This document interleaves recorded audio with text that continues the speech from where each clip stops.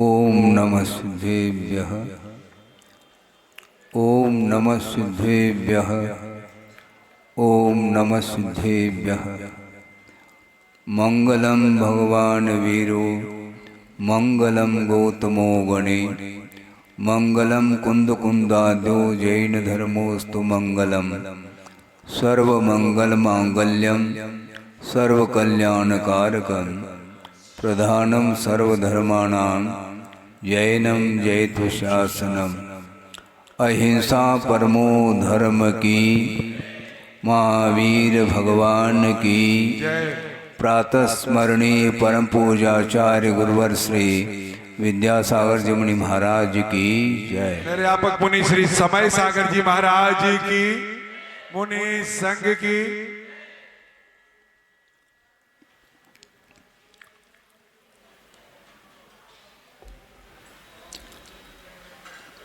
पर्व का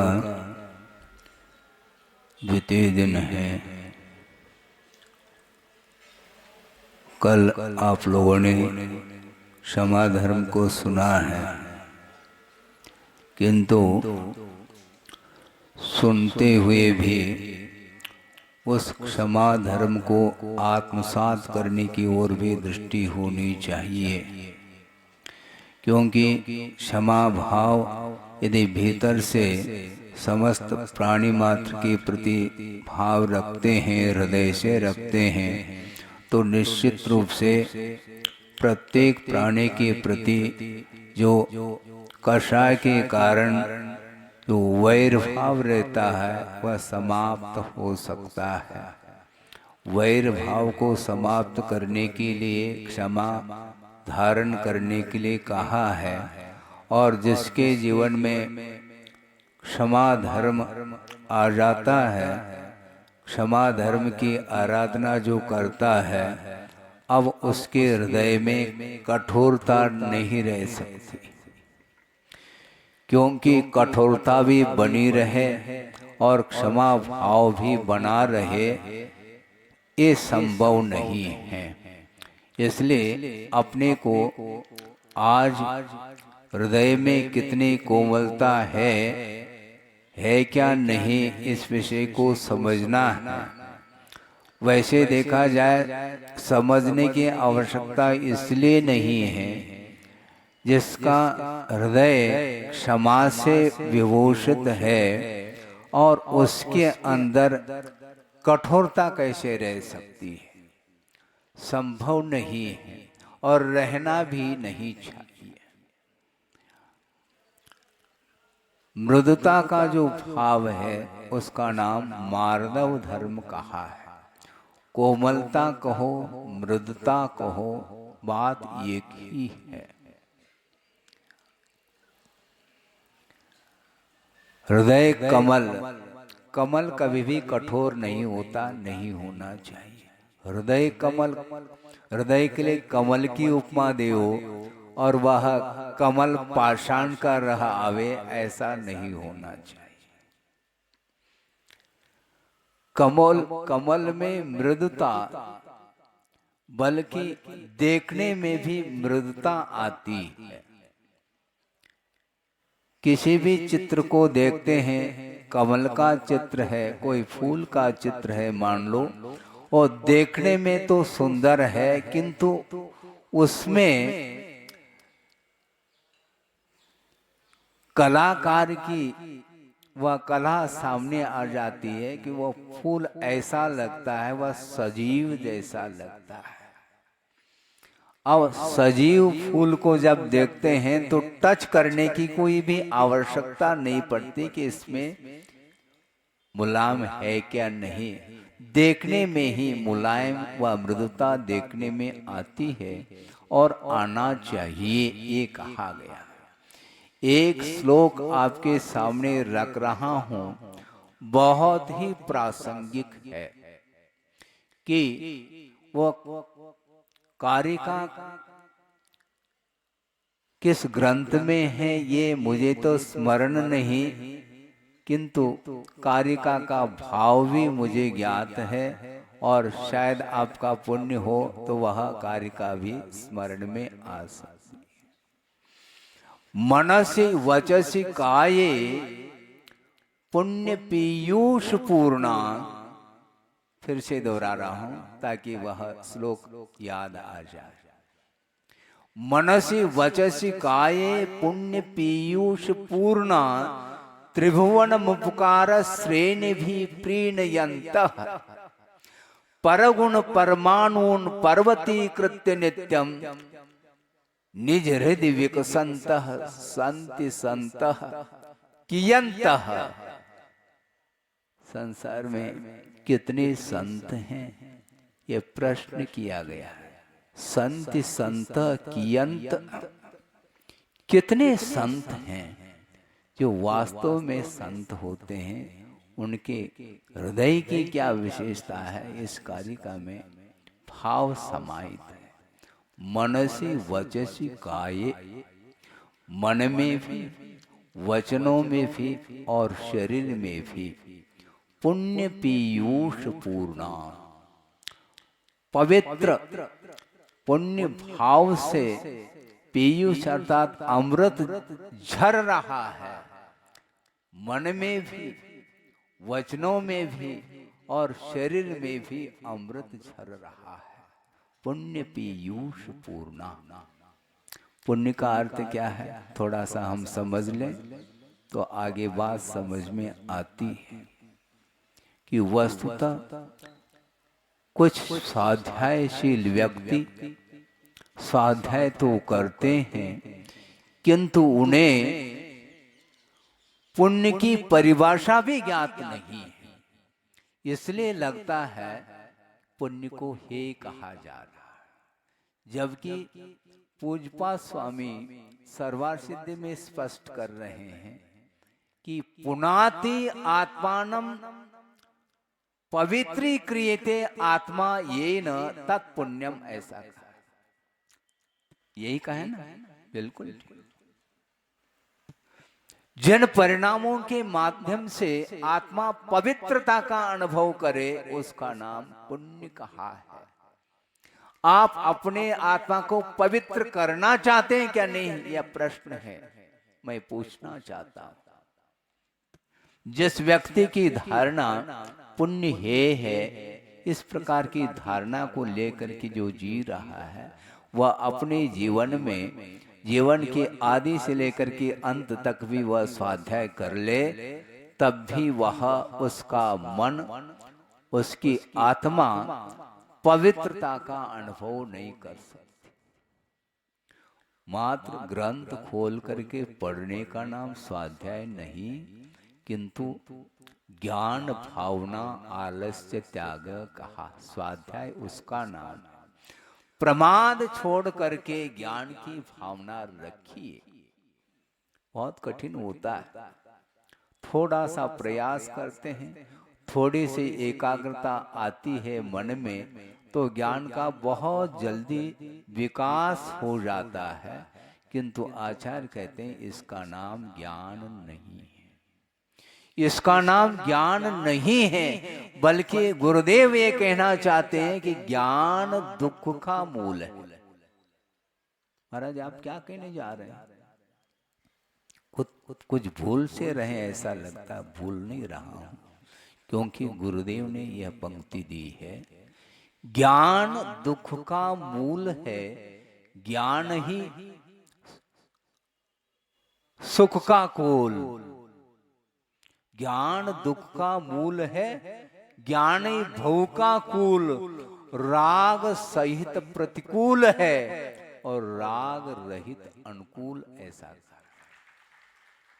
हम ज्ञान ज्ञान ज्ञान की बात करते हैं, बात करिए किंतु होश हवास के साथ ज्ञान की बात कर लेनी चाहिए। ज्ञान किसका नाम है?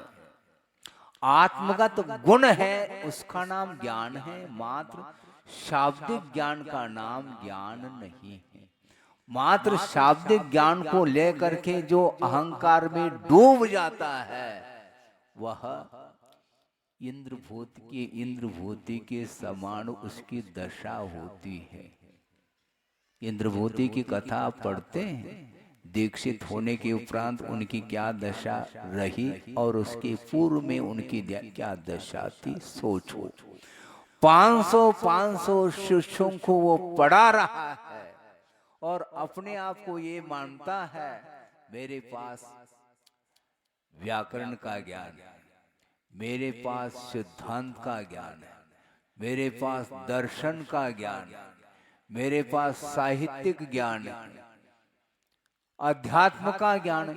इस प्रकार वह सोच रहा है, विचार रहा है और 500 व्यक्तियों को, शिष्यों को भी वह पढ़ा रहा है।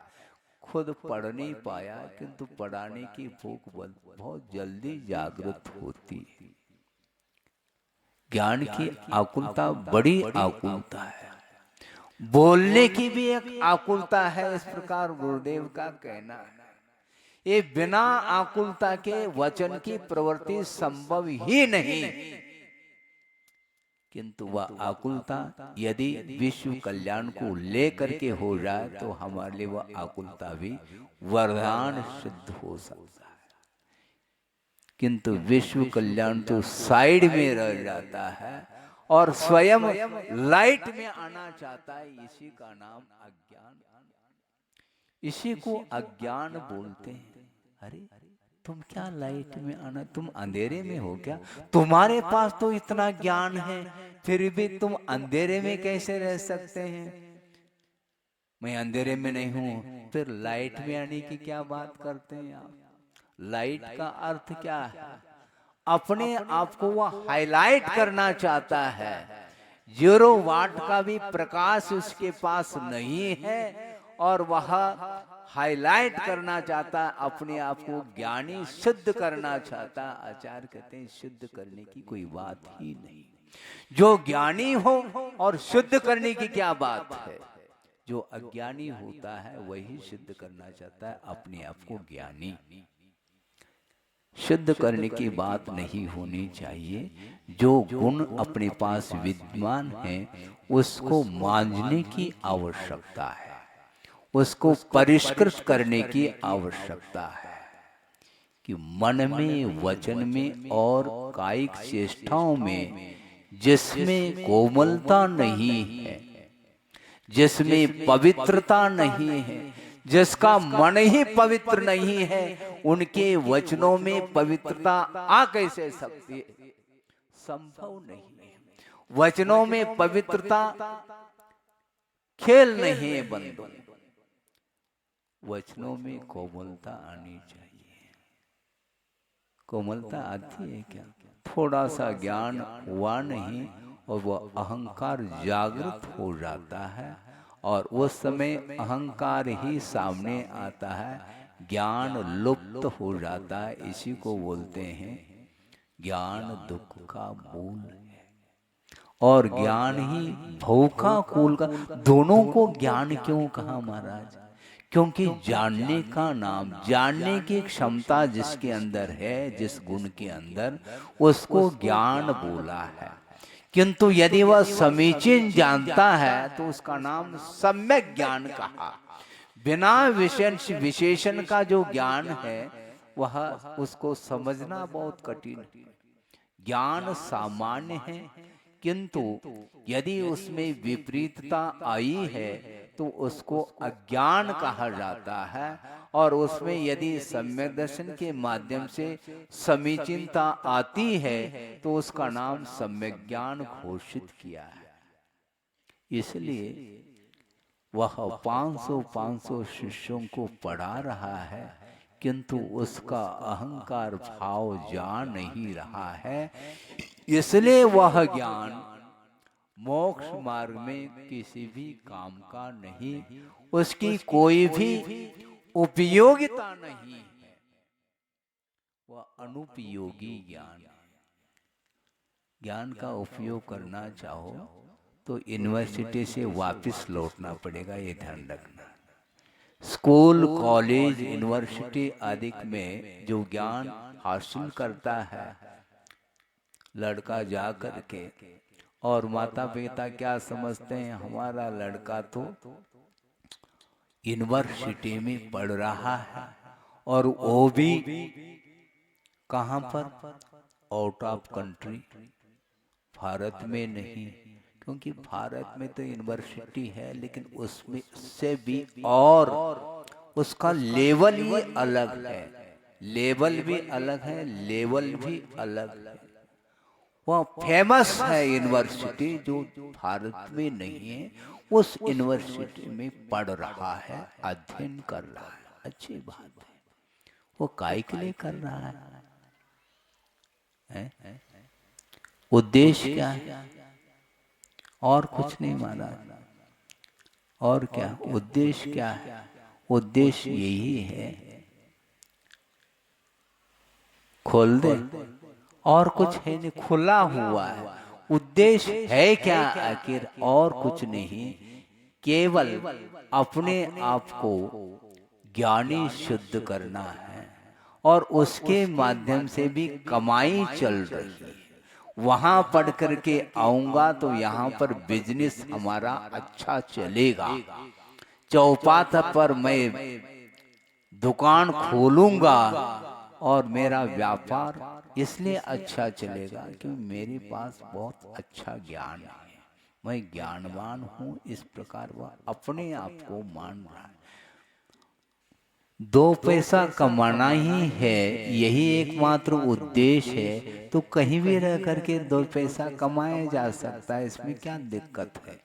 दिक्कत तो यही है महाराज कि व्यक्ति प्रसिद्धि को प्राप्त हो जाता है तो वह चारों ओर उसका इमेज बन जाता है, तो आसानी से ग्राहक आते हैं। माल तो हमें वही देना है जो यहाँ पर माल दिया जा रहा है, किंतु कंपनी, उस कंपनी में मैं पढ़ करके आया हूँ, इसलिए लोग जो है ना आकर्षित होते हैं। लोगों को आकर्षित करने के लिए यदि मान लो आप ज्ञान का उपयोग करते हैं तो वह ज्ञान सम्यक ज्ञान की कोटि में नहीं आता। ज्ञान हो और भावों में पवित्रता न हो, उज्ज्वलता न हो, तो उसको आचार ज्ञान नहीं बोलते हैं। इसलिए मनसी वचसी काये पुण्य पीयूष पूर्णा, पवित्र भाव रूपी अमृत झर रहा है जिनके मन में, वचनों में और कायिक चेष्टा में। कठोरता बिल्कुल नहीं।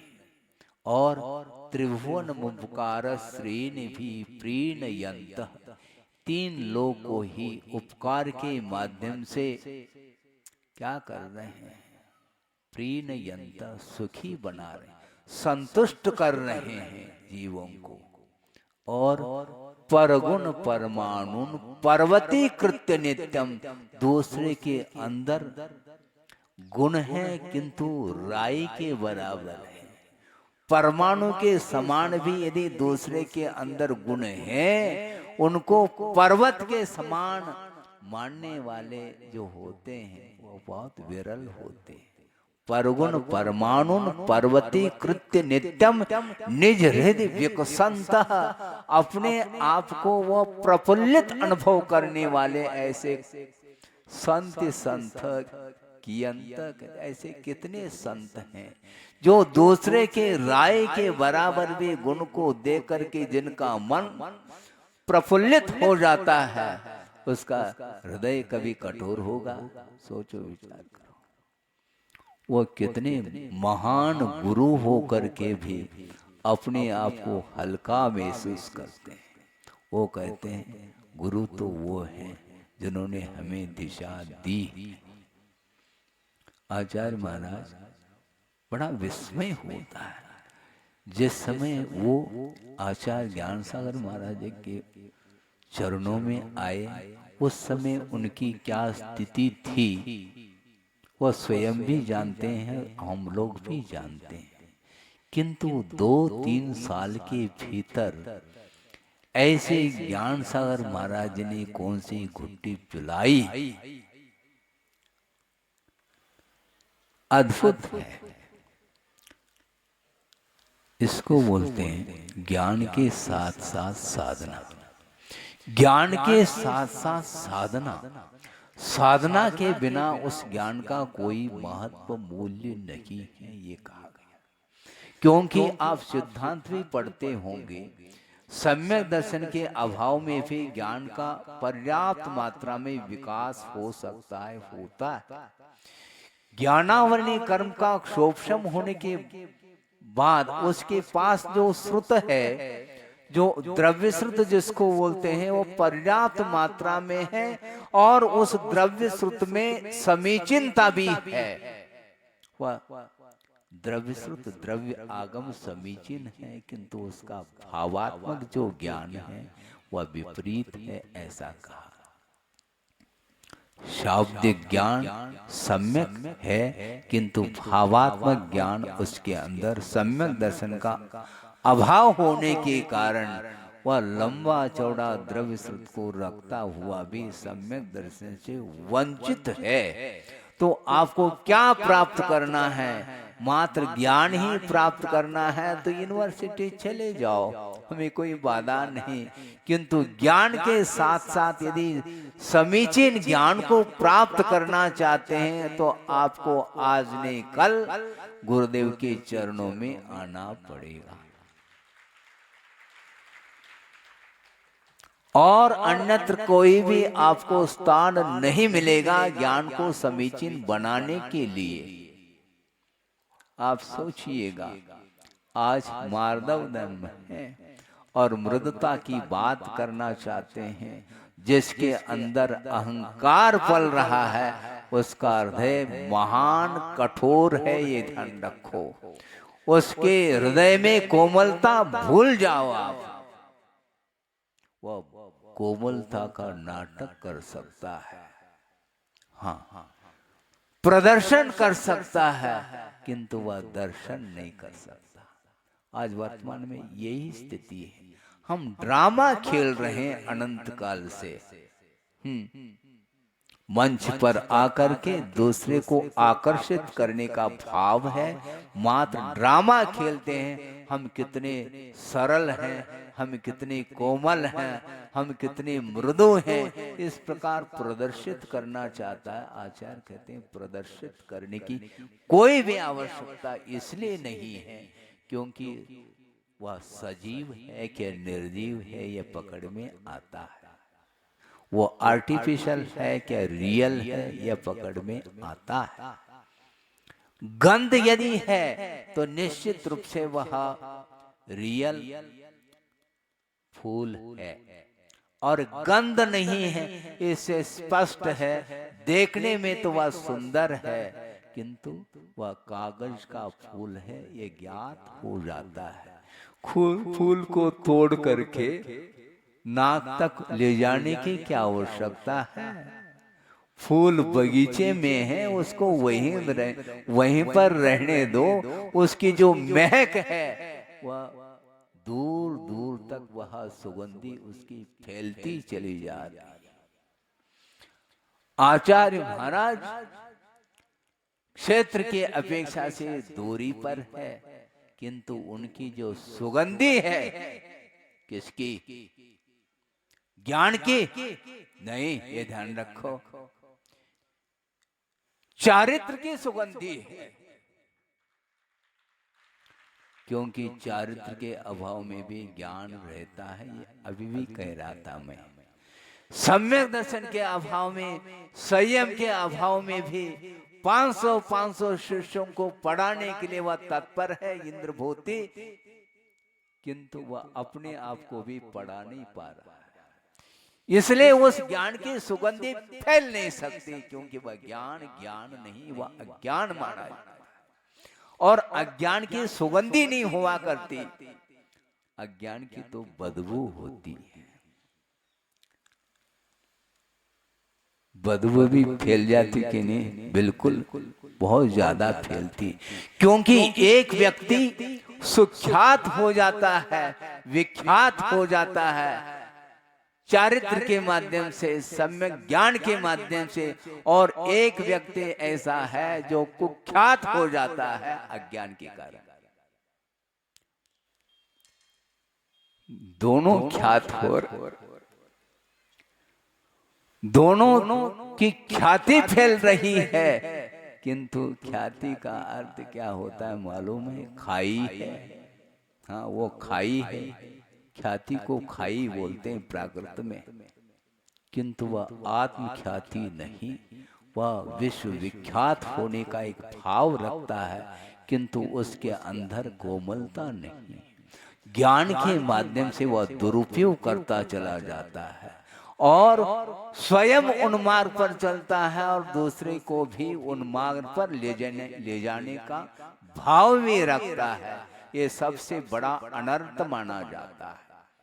अज्ञान के द्वारा यदि स्वयं का अहित होता है तो ये अलग वस्तु, किंतु जो व्यक्ति उस अज्ञान के माध्यम से मार्ग को भी दूषित करने में लगा हुआ है, उससे बढ़कर के और किसी के द्वारा अनर्थ घटित नहीं हो सकता। इसलिए आप आगम पढ़ते हैं और पढ़ना चाहिए। आगम में बहुत सारी क्रियाओं का वर्णन मिलता है, 25 क्रियाएं होती हैं और उसमें एक आज्ञा व्यापादनी भी क्रिया होती है, जिसका अर्थ क्या है? चारित्र होने का उदय होने के फलस्वरूप स्वयं चारित्र को अंगीकार करने की क्षमता नहीं है। मान लो कोई वादा नहीं, किंतु क्षमता नहीं है, इसलिए वह गद्दी पर बैठ करके वह विपरीत प्रतिपादन करने का जो भाव रखता है, इसी का नाम आज्ञा व्यापादनी क्रिया कहा है। कहा है क्या? नहीं, बिल्कुल कहा। मार्ग पर आप नहीं चलते हैं तो हमें कोई गम नहीं, किंतु मार्ग को दूषित करने का कोई भी आपका अधिकार नहीं। मार्ग को बनाने की आवश्यकता नहीं, मार्ग पर चलने की आवश्यकता। हम मार्ग बनाना चाहते हैं, आचार्यों ने जो मार्ग बनाया है उस पर चलने का प्रयास करिएगा। आप मार्ग बनाना चाहते हैं, किंतु आप ये ध्यान रखो, आप मोक्ष मार्ग के नेता नहीं हैं। मोक्ष मार्ग के नेता कौन होते हैं? वो तीर्थंकर हुआ करते हैं। केवल ज्ञान जब तक नहीं होता, प्रत्येक तीर्थंकर छद्मस्त काल में अखंड मौन रहता है। उनका बोलने की अकुलता नहीं, उनको ये ध्यान रखो। अपने को थोड़ा सा आया नहीं, हम शुरू हो जाते हैं। समझाने की बात करते हैं, समझने की बात करिए। अखंड मौन रहते हैं, केवल ज्ञान होने के उपरांत फिर बोलने का कोई सवाल ही नहीं उठता। केवल ज्ञान होने के पहले बोलने का विकल्प नहीं, और केवल ज्ञान होने के बाद जानने का भी विकल्प नहीं। कहने की तो बात दूसरी है। केवल ज्ञान होने के उपरांत भी केवली भगवान केवल ज्ञान के माध्यम से पदार्थ को जानने का विकल्प नहीं करते। बिना विकल्प किए निजानंद रसलीन कहा है। सकल ज्ञेय ज्ञायक तदपि निजानंद रसलीन सो जिनेन्द्र नित सो जिनेन्द्र जयवंत नित अरि रज रहस विहीन कहा है। अरि बोलते हैं शत्रु मोहनी कर्म, और रज बोलते हैं ज्ञानावरणी दर्शनावरणी कर्म, और रहस बोलते हैं अंतराय कर्म। इन तीनों का अभाव होने के फलस्वरूप देने केवल ज्ञान उत्पन्न हुआ है। अब उनको न जानने की चिंता है, न बताने की चिंता है। वो अपने आप में लीन हो चुके हैं, और हम लोगों के लिए उनकी आज्ञा है, तुम्हारे पास इतनी क्षमता नहीं, तुम अखंड मौन रह सको तो कोई वादा नहीं, निषेध नहीं। यदि क्षमता नहीं है गुप्ती में लीन होने की, तो ऐसी स्थिति में आप आगम के अनुरूप स्वयं भी अध्ययन करो, और जो ज्ञान की पिपासु है, जो मोक्ष मार्ग पर चलना चाहता है, तो शब्दों का प्रयोग भी करो, और आगम के माध्यम से उसको ज्ञान को पिलाने का प्रयास करो। ये कहा, किंतु कर्तव्य के दृष्टि से करना, कभी भी भीतर कर्तृत्व का भाव नहीं आना चाहिए। सोचिए आप, कर्तृत्व का भाव बहुत जल्दी हमारे भीतर आता है, इसलिए वह ज्ञान अहंकार का रूप ले लेता है। मैं नियंता हूँ, मैं कर रहा हूँ, मैं चला रहा हूँ। किसको? परिवार को। अच्छा, मैं परिवार को चलाता हूँ, कोई कहता मैं समाज को चलाता हूँ, कोई कहता मैं देश को चला रहा हूँ, मैं राष्ट्र को चला रहा हूँ। क्या चला रहे हैं आप? पहिया लगा दो, चल जाए वो राष्ट्र। है? राष्ट्र क्या चलता है? जिसके अंदर विवेक है उसको चलाने की कोई आवश्यकता नहीं, ये आगम कहता है। जिसके अंदर विवेक जागृत हुआ है उसी का ज्ञान सम्यक ज्ञान माना जाता है, और सम्यक ज्ञानी को चलाने की कोई आवश्यकता नहीं। अपने आप वह गुरु के इशारे से चलता है, गुरु के संकेत को समझने की चेष्टा करता है, बल्कि गुरु के संकेत अपने आप ज्ञात हो जाता है। गुरुदेव का आशय क्या है? शब्द के माध्यम से आशय को पकड़ना। शब्द के माध्यम से आशय को पकड़ना है तो आपको गुरुदेव के चरणों में जाना पड़ेगा, ये ध्यान रखो। हाँ, ज्ञान अपने आप में बोध नहीं देता। कौन सा ज्ञान? शब्द जिसको बोलते हैं। आगम, वर्तमान में जो उपलब्ध आगम है उसको खोल करके आप पढ़ते हैं, ठीक है? हाँ, पढ़ रहे हैं आप, किंतु शब्द का जो आशय है आपको पकड़ में आता है? शब्द आपको आशय दे सकते हैं? नहीं। आप शब्द ग्रंथ खोल करके पढ़ सकते हैं, किंतु शब्द का आशय पकड़ना खेल नहीं है बंधुओं। और आज यही हो रहा है। हर व्यक्ति समय सार का अध्ययन कर रहा है, किंतु कुंद कुंद स्वामी क्या कहना चाहते हैं इस ओर किसी की दृष्टि नहीं जाती। हमने एक बार प्रवचन में कहा था कि ध्यान रखो, कुंद कुंद देव ने गाथा नहीं लिखी, ग्रंथ लिखा है। ध्यान रखो, कुंद कुंद स्वामी ने गाथा नहीं लिखी, ग्रंथ का निर्माण किया है। और ग्रंथ में समयसार ग्रंथ है जिसमें लगभग 439 के आसपास कारिकाएं हैं, गाथाएं हैं। उसमें से अपने मतलब की गाथा को तो हम रट लेते हैं और कुंद कुंद का रेफरेंस देते हैं। कुंद कुंद स्वामी कहते हैं इस गाथा में क्या लिखा है। हम उनके लिए कहना चाहते हैं कुंद कुंद ने गाथा नहीं लिखी। उस गाथा के इर्द गिर्द भी बहुत सारी गाथाएं हैं जिसका आशय समझने की आवश्यकता है। कुंद कुंद ने गाथा लिखी है और गाथा का आशय खोलने का जो प्रयास है वो टीकाकार को जाता है। टीकाकार यदि नहीं होते हैं, कुंद कुंद के हृदय को समझना अत्यंत कठिन हो जाता है।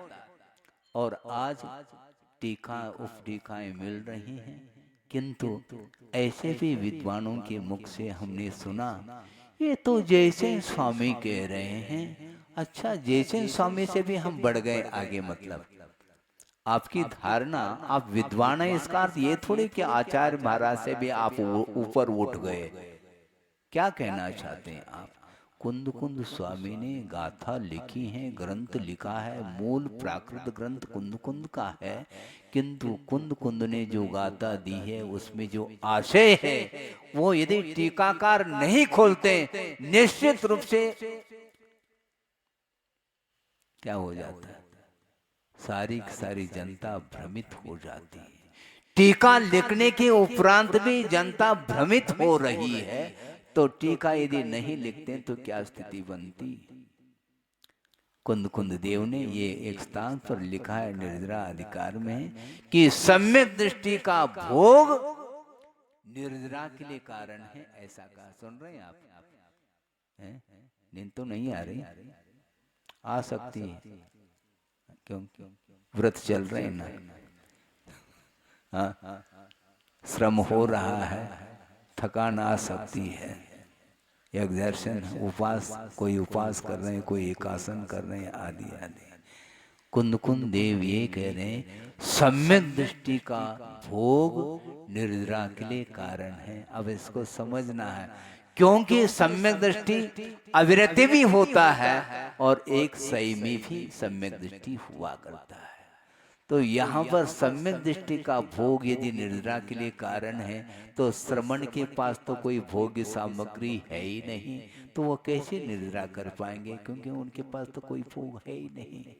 और अविरत सम्यक दृष्टि एक बार, दो बार, तीन बार, चार बार, बार बार भी वह विषयों का उपभोग करता है, तो सबसे ज्यादा निर्जरा वह कर रहा है, क्योंकि भोग निर्जरा के लिए कारण है। सम्यक दृष्टि का भोग निर्जरा के लिए कारण, ये अर्थ ऐसा नहीं, किंतु टीकाकार ने स्पष्ट किया है। जैसे स्वामी ने इस ग्रंथ में जहां कहीं भी सम्यक दर्शन ये पद आया है, तो वहां पर वीतराग सम्यक दृष्टि को ही ग्रहण किया जाता है, ऐसा कहा। अत्र ग्रंथे तो वीतराग सम्यक दृष्टि एव ग्रहणम, ऐसा कहा। ये कार का प्रयोग कर रहे हैं यहाँ इन्हें। इस ग्रंथ में जहां कहीं भी सम्यक दर्शन पद आया है, वहां पर वीतराग सम्यक दृष्टि को ही ग्रहण किया जाता। यहां तक और आगे जाकर के कहा, अत्र ग्रंथे तो पंचम गुणस्थानात् उपरितन गुणस्थानम एव ग्रहणम, ऐसा कहा। पंचम गुणस्थान से जो ऊपर उठे हैं, उन्हीं का यहाँ पर ग्रहण किया गया है। सम्यक दृष्टि कहीं हो सकते हैं, सराग सम्यक दृष्टि भी होता है, वीतराग सम्यक दृष्टि भी होता है। वीतराग दशा में ही वो सारे सारे पंचेंद्रिय की विषय निर्जरा के लिए कारण बनते हैं, क्योंकि ज्ञेय ज्ञायक संबंध जब जुड़ जाता है, ज्ञेय ज्ञायक संबंध जब जुड़ जाता है, तभी वह भोग नहीं, किंतु वह ज्ञेय माने जाते हैं। ज्ञेय अर्थात जानने योग्य पदार्थ, और भोग अर्थात भोग्य पदार्थ। बहुत विचित्र परिणति है वस्तु की। आप सोच लीजिए, यद्यपि ये प्रसंग आपके सामने पहले भी दिया होगा, अभी भी दे रहा हूं, प्रासंगिक है। गुरुदेव का चिंतन अनूठा चिंतन है। पूजा चल रही है गुरुदेव की, और पूजन करने वाले पूजन कर रहे हैं, और उनका चिंतन चल रहा है। और इस चिंतन को एक बार चर्चा के दौरान रखा था। उस चर्चा में मैं शामिल नहीं था, क्योंकि कुछ ही व्यक्तियों के बीच में वह चर्चा चल रही थी। शायद हो सकता है प्रतिभा मंडल भी हो और कोई भी बहनें हों। गुरुदेव वो चिंतन दे रहे थे।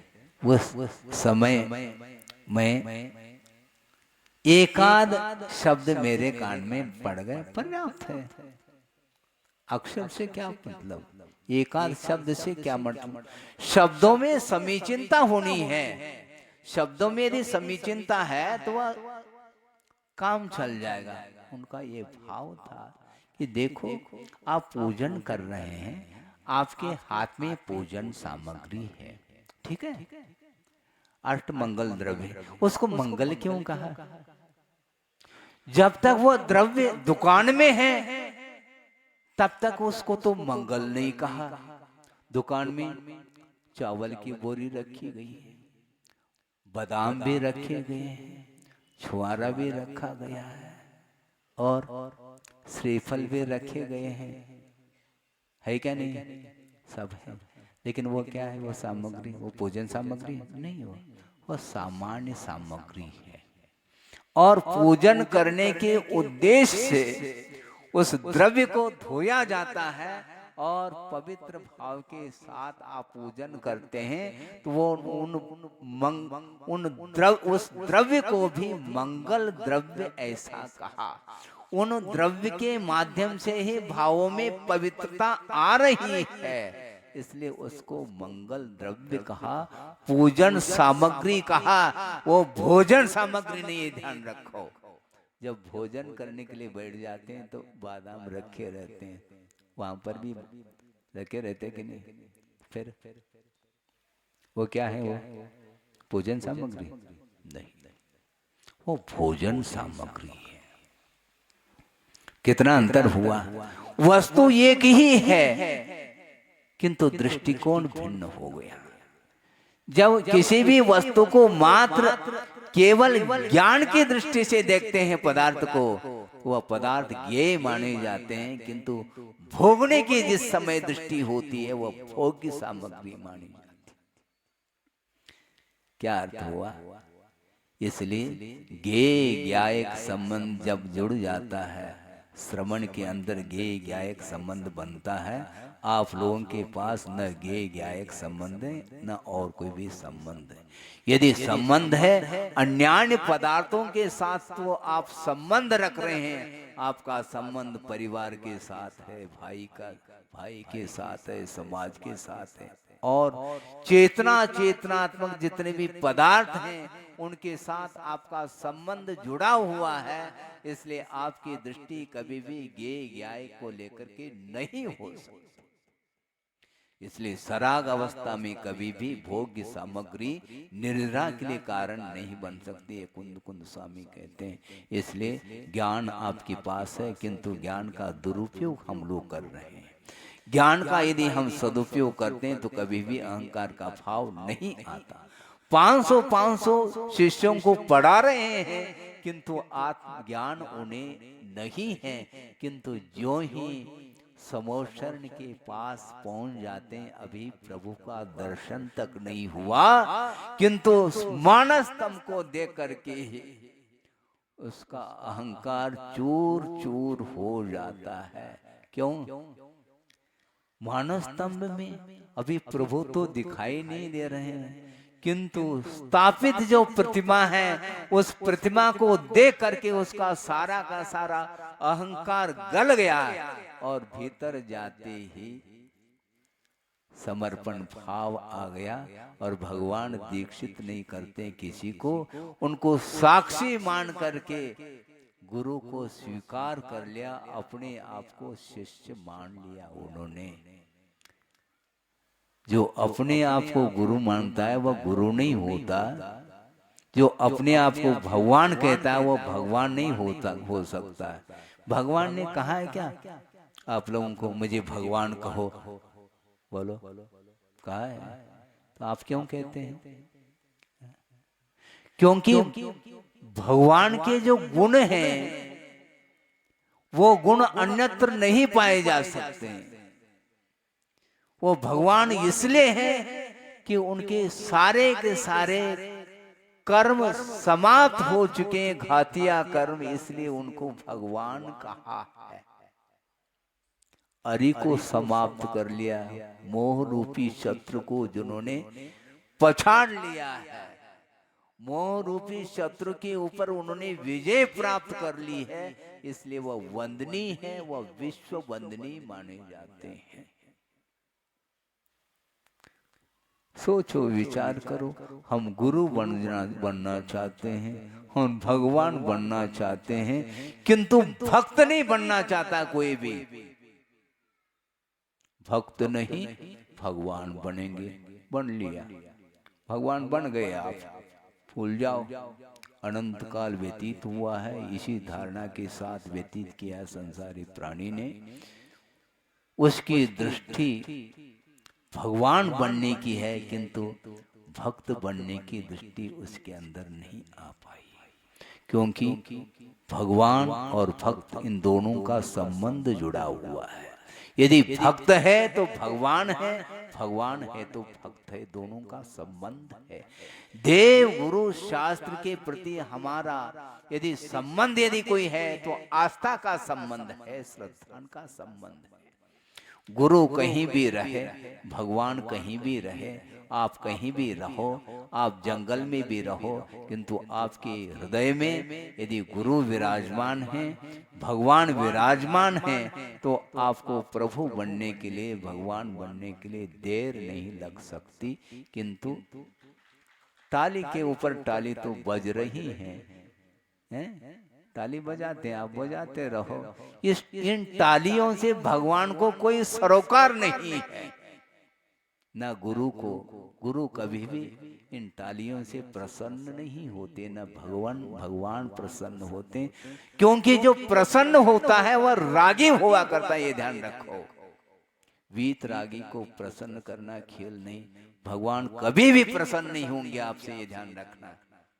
एक बार गुरुदेव ने कहा था प्रवचन के दौरान, वह प्रसंग है पाटन, जबलपुर के पास पाटन है, छोटा सा गांव है, और वहां पर विहार करके पहुंच गए आचार्य महाराज, और जनता ने कहा कि महाराज कुछ आपके शब्द सुनना चाहते हैं हमारे लिए।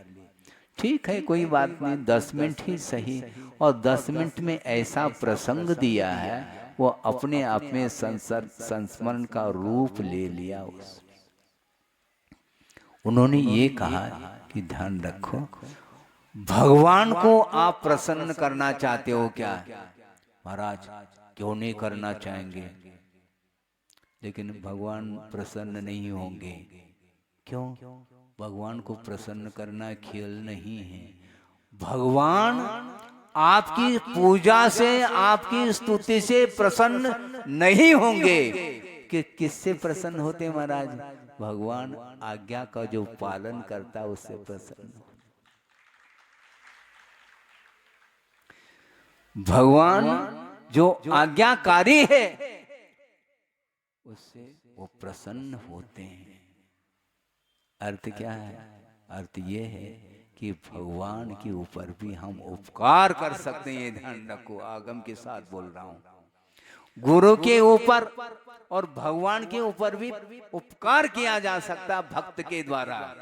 एक ऐसी बात महाराज, भक्त के ऊपर तो भगवान उपकार कर रहे हैं, शिष्य के ऊपर गुरु उपकार कर रहे हैं, लेकिन भगवान के ऊपर और गुरु के ऊपर उस शिष्य का, उस भक्त का क्या उपकार है? यही उपकार है। भगवान और कुछ नहीं चाहते, गुरु और कुछ नहीं चाहते। तुम विश्व में कहीं भी रहो, किंतु परंपरा को नहीं भूलना।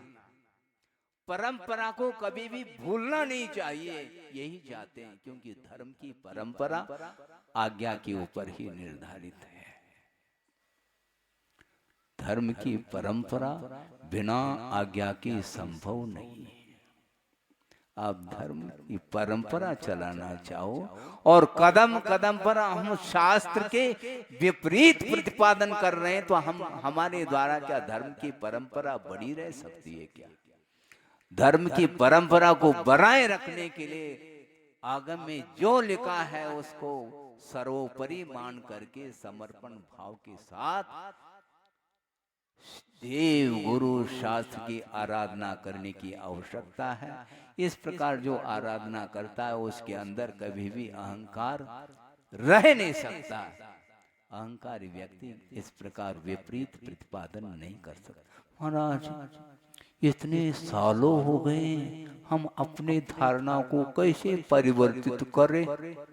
हमारे द्वारा इतने भक्त जुड़े हुए हैं, इतने शिष्यों को हमने तैयार किया है, हम कैसे धारणा को परिवर्तित करें? ये ध्यान रखो, हमेशा मिथ्या दृष्टियों की संख्या अनंत के रूप में रहती है। महाराज ये परंपरा को हम कैसे परिवर्तित करें? तो अनादिकाल से मिथ्या की परंपरा चल रही है, बनाए रखना चाहो क्या आप परंपरा को? सोचो, विचार करो। जो विपरीत परंपरा को बनाए रखना चाहता है वह कभी भी अपने जीवन में सम्यक दर्शन को हासिल नहीं कर सकता।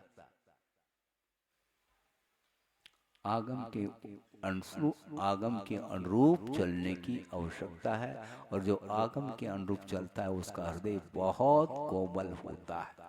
वह बाहर से कठोर हो सकता है किंतु भीतर से इतना वह मृदु है।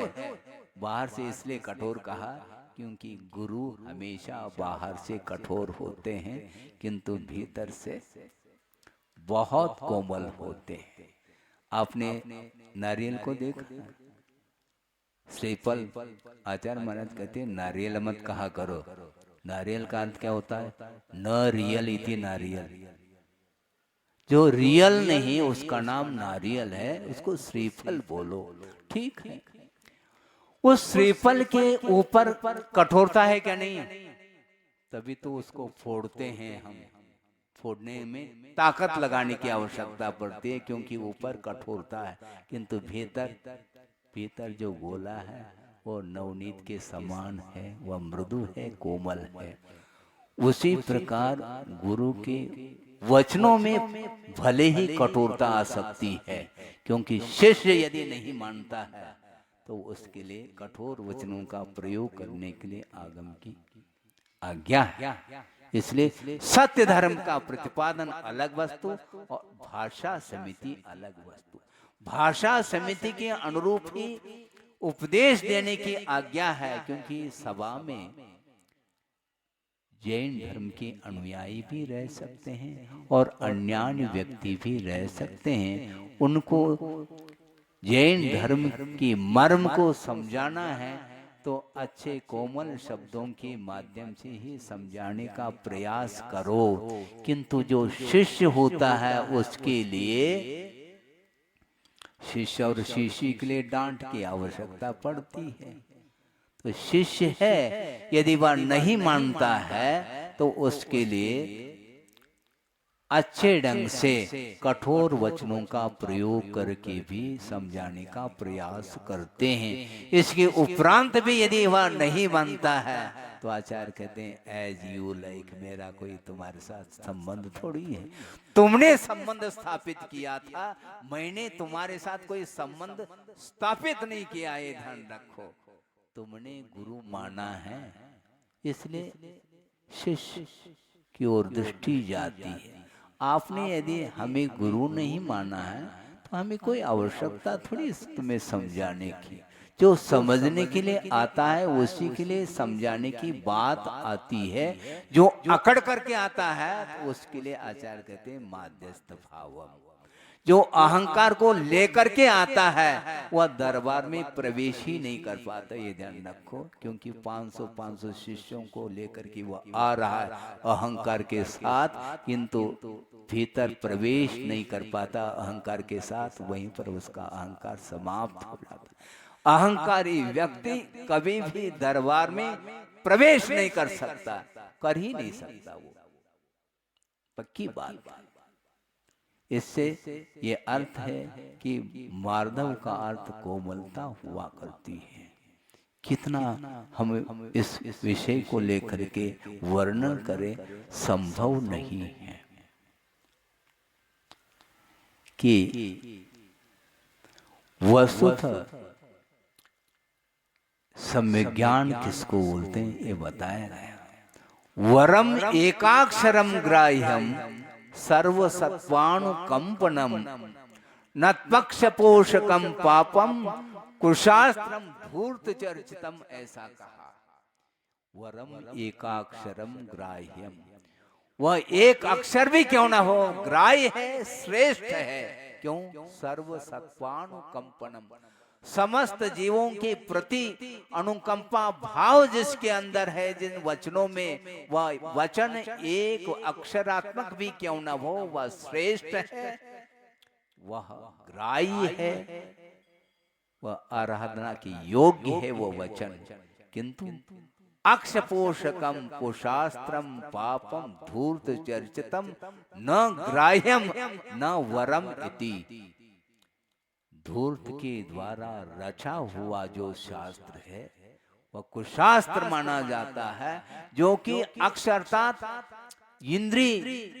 इंद्री का पोषण करने वाला, विषयों का पोषण करने वाला जो शास्त्र होता है वह शास्त्र नहीं, वह कुशास्त्र माना गया है। वह आगम नहीं, वह आगमाभास माना गया है। इसलिए उस प्रकार के आगम के शरण लेने की हमें कोई आवश्यकता नहीं। हमारे लिए एक ही अक्षर पर्याप्त है। यदि गुरु के द्वारा एक भी अक्षर प्राप्त हो जाता है तो हम धन्य मानते हैं अपने आप को। ज्यादा ज्ञान की कोई आवश्यकता नहीं, समर्पण भाव की आवश्यकता है। जिसके अंदर समर्पण भाव जागृत होता है उसके अंदर अहंकार पल नहीं सकता, ये गारंटी है। इसीलिए जो ही समोषण में प्रवेश करते हैं तो सम्यक दर्शन भी प्राप्त हो जाता है और रत्नत्रय को अंगीकार करने के भाव जागृत हो जाते हैं और वो दीक्षित हो जाते हैं, स्वयं ही दीक्षित होते हैं वो इंद्रभूति, और महावीर भगवान के समोषण में गणधर के रूप में उपस्थित हो जाते हैं। और दिव्य ध्वनि जो 66 सागर तक नहीं खिली थी, उनके उपस्थिति में दिव्य ध्वनि खिलती है, क्योंकि दिव्य ध्वनि को झेलने की पात्रता और किसी के अंदर नहीं हुआ करती, और उनके अंदर वह क्षमता आ जाती है। और दिव्य ध्वनि की जो विराटता है, जो व्यापकता है, जो गहराई है, उसको ज्ञान के माध्यम से समझ करके आगम की रचना कर लेते हैं। कहाँ तो पहला अहंकार था। अहंकार क्यों था? उनके पास वह आगम था नहीं, आगम का आभास फल था, आगम नहीं था। वह विपरीत ज्ञान था, इसलिए उसके माध्यम से न अपने आप का कल्याण कर पा रहे, न विश्व का कल्याण करने की क्षमता उसके अंदर रही। किंतु जो ही वीतरागता के चरणों में अपने आप को समर्पित किया, त्यों ही दीक्षित होने के भाव हो गए, और दीक्षित होते ही मन पर ज्ञान हो जाता है, विपुलमति मन पर ज्ञान हो जाता है, और दिव्य ध्वनि का श्रवण करके और विश्व को प्रकाश देने की क्षमता गणधर परिमिष्टि में आ जाती है। इसलिए वरम एकाक्षरम ग्राह्यम, क्यों सर्व सत्वानुकंपनम, समस्त जीवों के कल्याण करने की क्षमता जिन शब्दों में है, वही एक अक्षर भी क्यों न हो, वह ग्रहण करने योग्य है। उस एक अक्षर के माध्यम से भी सम्यक दर्शन की उत्पत्ति हो सकती है, क्यों नहीं होगी। किंतु विषय का पोषण करने वाला जो कुशास्त्र होता है, उसको कभी भी गद्दे के ऊपर रखने लायक नहीं, ये ध्यान रखो। आप शास्त्र का स्वाध्याय करते हैं, किंतु शास्त्र का अर्थ क्या है यह आपको ज्ञात नहीं है। वो आगम माना जाता है जिसके माध्यम से भवांतर का अहंकार समाप्त हो जाता है और वैर भी समाप्त हो जाता है, और पंचेंद्र की विषयों के प्रति जो लालसा थी, वह लालसा भी समाप्त हो जाती। उसी का नाम सम्यक ज्ञान बोलते। ज्यादा क्या कहें, एक प्रसंग आपके सामने रख रहा हूं। अभी आपका समय हुआ नहीं है, क्योंकि आपने जल्दी दिया है। जल्दी छोड़ भी सकता हूं, किंतु आपका मन लग रहा है तो अच्छा मानता हूं। दो व्यक्ति हुआ करते, दो व्यक्ति हैं, और दो व्यक्ति, ध्यान से सुनेंगे, दो व्यक्ति है और दोनों चिंतन से मुक्त है। जमीन आसमान का अंतर है। क्यों? जो प्रत्यक्ष ज्ञानी होता है, केवल ज्ञानी, वह चिंतन से मुक्त है, और एक वह व्यक्ति है जो मूर्ख है, उसके अंदर चिंतन करने की कला नहीं है। दोनों चिंतन से मुक्त है। बड़ा आश्चर्य है। केवल ज्ञानी कभी भी चिंतन नहीं करते, उनको चिंतन करने की आवश्यकता नहीं है।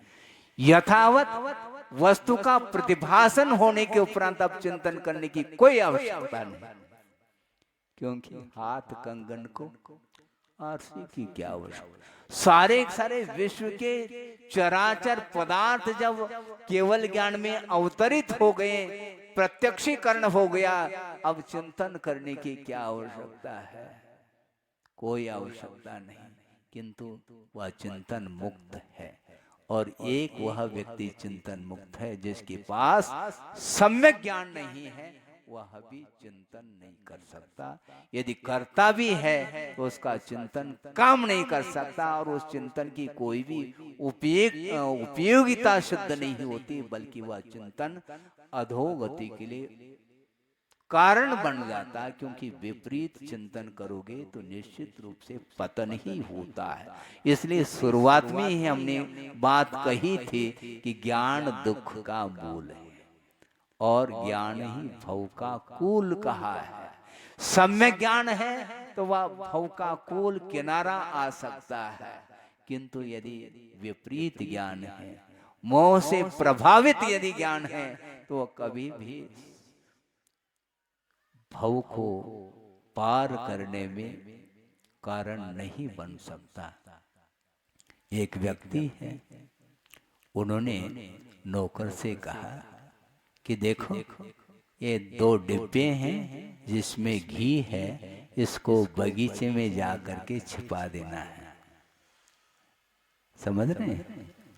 2 डिब्बे हैं, 8 प्रहरी घी है उसमें, मुंह में पानी तो नहीं आ रहा। खाने पीने की बात आती है तो नींद गायब हो जाती है। दो डिब्बे हैं, पीपा बोलते हैं, पापा नहीं पीपा। 2 पीपे में घी भरा हुआ है और मालिक ने कहा इन दोनों डिब्बों को बगीचे में जाकर के छिपा देना, सुरक्षित घी को। ठीक है।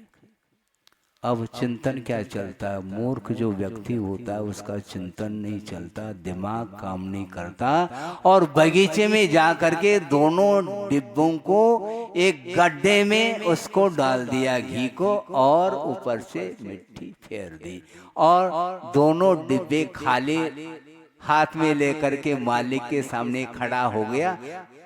हमने घी को छुपा करके मैं आया हूं, ये 2 डिब्बे कहां पर रखूं? समझ रहे हैं क्या? नहीं, घी को छुपाने के लिए कहा था, आशय पकड़ में नहीं आता, इसलिए ऐसा हो।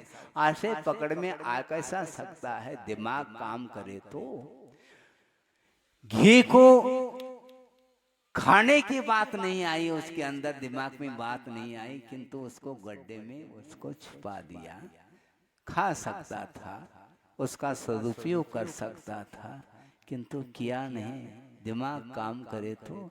इसी प्रकार आचार्यों ने जो श्रम करके ग्रंथ का निर्माण किया है, किंतु कोई भी व्यक्ति ग्रंथकार का जो आशय क्या है किसी को भी पकड़ में नहीं आ रहा है। जिसको पकड़ में आ रहा है वह सम्यक ज्ञानी माना जाएगा, और जिसके अंदर वह ज्ञान नहीं है तो वह सम्यक दृष्टि का भोग के कारण, और उसका आशय विपरीत लगा लिया। मैं भी सम्यक दृष्टि हूँ और आप भी सम्यक दृष्टि है, इसलिए सम्यक दृष्टि का भोग निद्रा के लिए कारण मान करके इस प्रकार अर्थ का अनर्थ करता चला जाता है। उसके पास चिंतन करने की क्षमता नहीं है। एक तो चिंतन मुक्त वो है जिसके पास सम्यक ज्ञान है, उसको ज्यादा चिंतन करने की आवश्यकता नहीं। छद्मस्त अवस्था में चिंतन भले ही करें, किंतु जो भी वह चिंतन करेगा वह आगम के अनुरूप ही चिंतन वह करता चला जाता है। आगम का सहारा आलम्बन बिना लिए कभी भी अपने मन गणंत सोच विचार नहीं रखता। आपने गणंत का त्याग किया है ना? क्या है ना? गणंत का तो आप त्याग कर लेते हैं, किंतु मन गणंत जो सोच विचार है उसका त्याग कर लो तो ज्यादा बेटर है। हम आगम का आधार तो नहीं लेते और मन गणंत अर्थ लगाते चले जाते हैं, इसलिए अर्थ का अनर्थ हो रहा है, ये कहा जा रहा है। इसलिए आधार लो, गुरु का आधार ले लो, भगवान का आधार ले लो, और भगवान के द्वारा उपदिष्ट जो आगम है उसका आधार ले लो। ये 4 ही हमारे लिए शरण है, ऐसा कहा है। अरहंत, शुद्ध, साधु और केवली प्रणीत धर्म, ये 4 ही हमारे लिए शरण है। इसलिए हमें किसी के शरण जाने की कोई आवश्यकता नहीं। जो अहंकार में डूब रहा है उसके शरण लेने की कोई आवश्यकता नहीं हमें। जब गुरु के भगवान के चरणों में आ गई वो इंद्रभूति, वह स्वयं भी गणधर बन गए, और उनके साथ जो 500 शिष्य थे, 1500 शिष्य थे, 3 थे वो, एक इंद्रभूति अग्निभूति और वायुभूति 3 विभूति थी। हाँ, और तीनों के पास 500 संख्या में शिष्य पढ़ रहे थे और वे अध्यापक थे, लेकिन उनको भी पढ़ाने की आवश्यकता पड़ी। और विश्व को पढ़ाने वाले भगवान हुआ करते हैं, सर्वश्रेष्ठ अध्यापक तो वही माने जाते हैं। भगवान के चरणों में जाओ तो अहंकार समाप्त हो सकता है, तो मार्दव धर्म की उपासना हम कर सकते हैं। अहंकार और मृदुता दोनों एक साथ रह नहीं सकते, ये इस प्रसंग का आशय है। इसलिए चिंतन करना सीखो, ये कहते हैं आचार्य। पहले पढ़ो, चिंतन करो। हम 78 का प्रसंग सुना दें।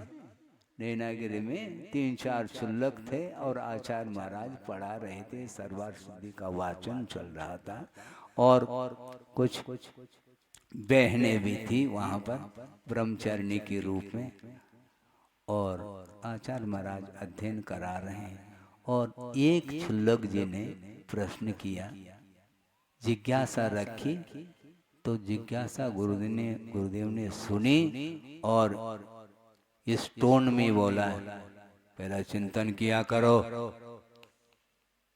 पूछते नहीं, पहला पढ़ा करो। तो हम भी सुन रहे थे, हमने सोचा हम भी यदि पूछेंगे तो हमारे लिए भी यही उत्तर मिलेगा।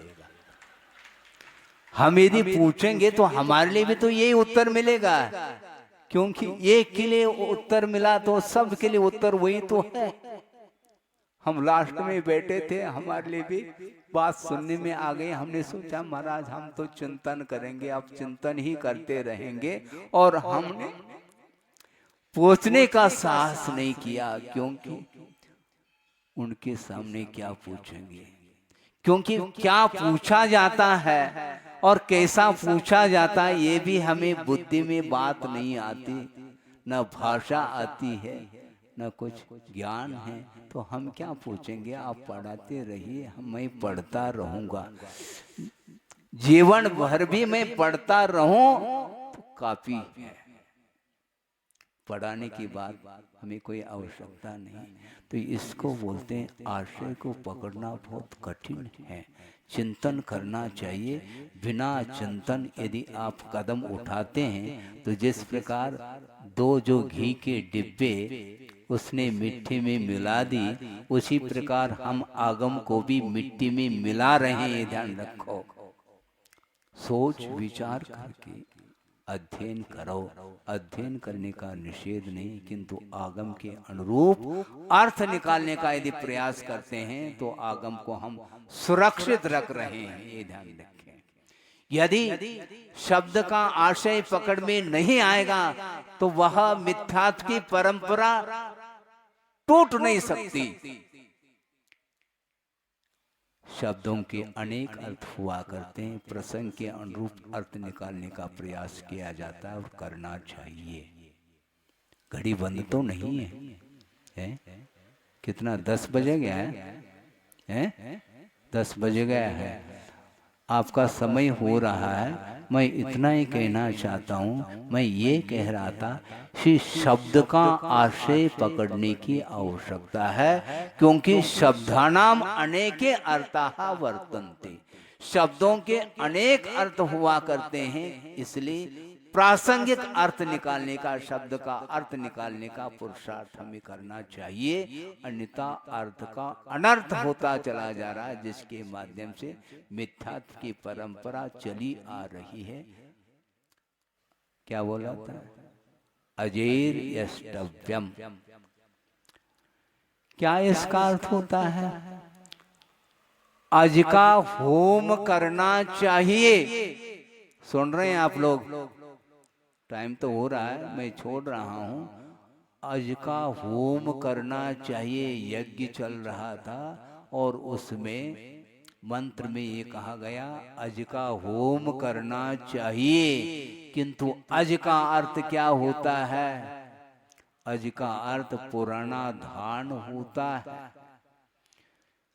अज का अर्थ जिसमें बीजत्व शक्ति नष्ट हुई है, वह धान पुराना धान होता है। अज का एक अर्थ है और अज का अर्थ एक क्या निकलता है? बकरा। ये है ना, हो गया।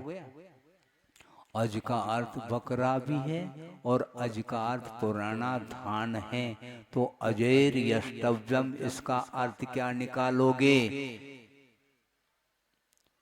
जो विपरीत ज्ञान रखता है वह कभी भी समीचीन अर्थ निकाल ही नहीं सकता। और अज का अर्थ बकरा निकाला गया। अज का अर्थ क्या निकाला? बकरा निकाला और वह परंपरा चली जा रही है। इसलिए आचार्य जो कहते हैं उन शब्दों का आशय समझने की आवश्यकता है। अहंकार में उतर करके हम अपनी बात को शुद्ध करने के लिए उतर आते हैं तो आगम साइड में रह जाएगा। और आगम यदि साइड में रखोगे तो निश्चित रूप से आपकी कदम अंधेरे में पड़ते चले जाएंगे। उस मिथ्यात्व रूपी अंधकार को नष्ट करने के लिए गुरुदेव हमारे लिए पर्याप्त हैं और आचार्य महाराज ने विश्व को प्रकाश दिया है। इसके उपरांत भी जो व्यक्ति अंधेरे में चलना पसंद करता है उसके लिए कोई आचार्य कुछ नहीं कर सकते, न भगवान कुछ कर सकते हैं। इसलिए आचार्य महाराज बार बार प्रवचन में कहते हैं एज यू लाइक, क्योंकि हमारा कर्तव्य है। जो मुमुक्षु भव्य जीव है उसका कल्याण करना कर्तव्य हमारा है। हम कर्तव्य से विमुख नहीं होंगे किंतु कर्तृत्व के लिए स्थान नहीं देंगे जीवन में, ये ध्यान रखो। क्योंकि कर्तृत्व ही अहंकार का प्रतीक है, स्वयं अहंकार में भाव माना जाता है। और कर्तव्य यदि अहंकार से रहित है निश्चित रूप से उसमें कर्तृत्व नहीं पल सकता। इसलिए कर्तव्य करते हुए आचार्य महाराज को 50 साल पूर्ण हो गए, अभी भी कर्तव्य करने में निष्ठा के साथ कर्तव्य करने में लगे हुए हैं। और अभी अभी हमने सुना 28 जो है क्षुल्लक दीक्षाएं हो गई, जिसमें 84 साल के वृद्ध भी हैं और उनके कल्याण करने में लगे हैं। ध्यान रखो, आप चाहो तो जा सकते हैं पूर्ण आयु। हाँ, आपकी आयु भी पूर्ण बनी रह सकती है, बिल्कुल ठीक है। इसको बोलते हैं निष्ठा कर्तव्य की प्रति। और इतना कर्तव्य, निरंतर कर्तव्य पथ पर चलते हुए भी अहंकार का भाव नहीं, कर्तृत्व भाव नहीं, इसी को बोलते हैं निरीहता। और निरीहता जहाँ पर पलती है वहीं पर निर्भीकता भी आ जाती है। निर्भीकता के साथ प्रवचन करने की अपेक्षा से निरीहता के साथ यदि मान लो हमारे द्वारा एक अक्षर भी पहुंच जाए किसी मुमुक्षु भव्य जीव के पास तो उसका कल्याण हो सकता है, हो सकता है। क्यों? यदि भव्य है नेट गारंटी वह कल्याण का पात्र बन सकता है, कल्याण कर लेता। कल्याण हम नहीं करते, कल्याण करने की योग्यता स्वयं में रहती है किंतु कल्याण वह नहीं कर पाता विपरीत ज्ञान के साथ। इसलिए गुरु के शरण में जाते हैं तो निश्चित रूप से अहंकार दूर हो जाता है और मार्दव धर्म अपने पास आ जाता है। और जिस समय मार्दव धर्म जीवन में आ जाता है तो मार्दव धर्म की आराधना करने वाला व्यक्ति निश्चित रूप से वह इतना कोमल होता चला जाएगा कि जिस प्रकार एक पिछी होती है, पिछी का उसमें बाल होते हैं मोर के पंख, वो इतने कोमल होते हैं वो बाल यदि आंख में भी पहुंच जाए तो आंख में कोई तकलीफ नहीं होती, इतनी कोमलता उसके अंदर रहती है। उसी प्रकार संयमोपकरण के माध्यम से संयम का अनुपालन करने वाला जो श्रवण होता है उसका हृदय कभी भी कठोर नहीं हो सकता किंतु उस मोर पंख से भी और कोमल होता चला जाता है। इस प्रकार माधव धर्म की आराधना करने के लिए आप लोग बैठे हैं और हम भी माधव धर्म की ही आराधना करना चाहते हैं। और अपने आप के इस सांसारिक पर्याय से अपने आप को उठाने के लिए, ऊपर उठाने के लिए निरंतर मार्दव धर्म की ही आराधना करनी चाहिए, जिसके माध्यम से अहंकार गलता चला जाए और अहंकार समाप्त हो जाएगा तो निश्चित रूप से वह प्रभु बन जाएगा। प्रभु बनने की क्षमता, सामर्थ्य प्रत्येक जीवात्मा के अंदर है, किंतु अहंकार के कारण ही उसकी यात्रा अधूरी रह रही है, बल्कि उसको हम यात्रा नहीं मानते, वह परिभ्रमण है। परिभ्रमण को समाप्त करने के लिए मोक्ष मार्ग पर आरूढ़ होने की आवश्यकता है, और मोक्ष मार्ग पर जो आरूढ़ होगा तो वह व्यक्ति सही मायने में वह यात्री कहला सकता है, क्योंकि यात्रा करो, परिभ्रमण बहुत हो चुका है। यात्रा करने के लिए, मोक्ष मंजिल तक पहुंचने के लिए हमें यदि कोई आधारभूत धर्म है तो वह मार्दव धर्म है। अहिंसा परमो धर्म की जय। बोधि समाधि परिणाम शुद्धि स्वात्मोपलब्धि शिव शोक सिद्धि चिंतामणिम चिंतित वस्तुदाने त्वाम वंदमानस्य ममास्तु देवी। परम पूज्य आचार्य गुरुवर श्री विद्यासागर जी मुनि महाराज की